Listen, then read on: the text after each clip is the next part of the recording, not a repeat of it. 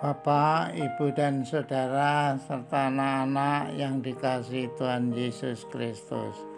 Selamat pagi, selamat berjumpa kembali dalam program Repa, Renungan Pagi GKJ Mino Martani. Pagi ini kita akan membaca dan merenungkan sebagian sabda Tuhan. Bacaan kita terambil dari kitab Perjanjian Baru, Kisah Para Rasul 18 ayat 24 sampai 27. Demikian bunyinya. Sementara itu datanglah ke Efesus seorang Yahudi bernama Apolos yang berasal dari Alexandria. Ia seorang yang fasih berbicara dan sangat mahir dalam soal kitab suci. Ia telah menerima pengajaran dalam jalan Tuhan. Dengan bersemangat ia berbicara, dengan teliti ia mengajar tentang Yesus. Tetapi ia hanya mengetahui baptisan Yohanes. Ia mulai mengajar dengan berani di rumah ibadat. Tetapi setelah Priskila dan Aquila mendengarnya, mereka membawa dia ke rumah mereka dan dengan teliti menjelaskan kepadanya jalan Allah. Karena Apolos ingin menyeberang ke Akia, saudara-saudara di Efesus mengirim surat kepada murid-murid di situ supaya mereka menyambut dia. Setibanya di Akaya, maka ia oleh kasih karunia Allah menjadi seorang yang sangat berguna bagi orang-orang yang percaya. Amin. Tema hari ini adalah mau menerima orang lain.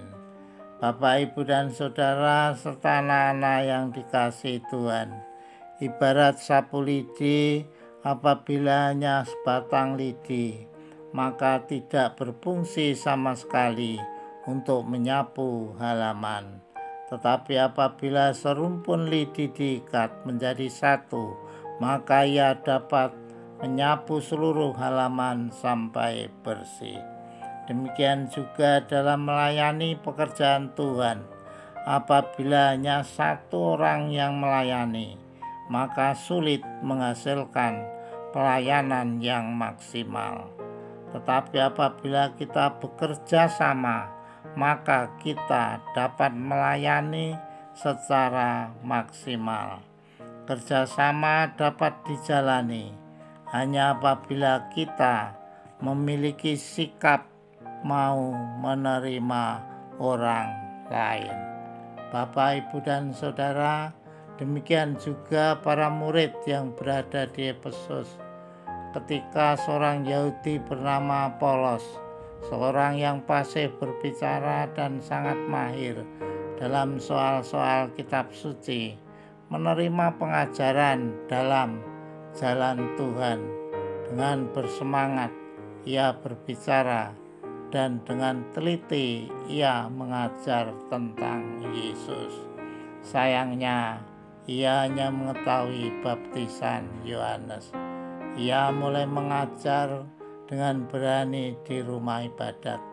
Tetapi setelah Priskila dan Aquila mendengarnya, mereka membawa dia ke rumah mereka dan dengan teliti menjelaskan kepadanya jalan Allah. Dan dengan pasti mereka mengajarkan tentang baptisan yang benar, baptisan di dalam nama Tuhan Yesus Kristus. Kita lihat tidak ada gereja yang sempurna.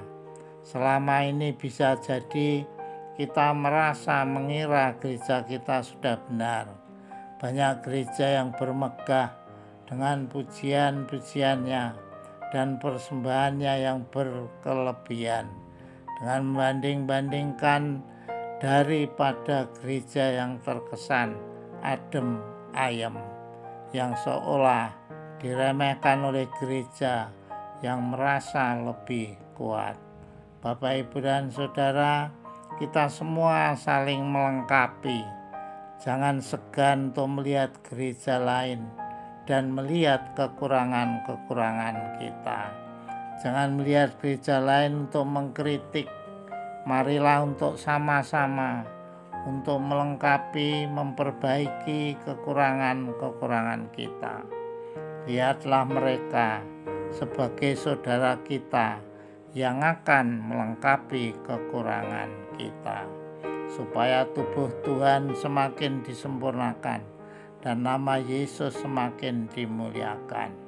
Marilah kita bertobat dari kesalahan-kesalahan, dosa-dosa kita yang selama ini melekat dalam diri kita, dan marilah dengan gereja-gereja lain saling melengkapi dan saling membangun.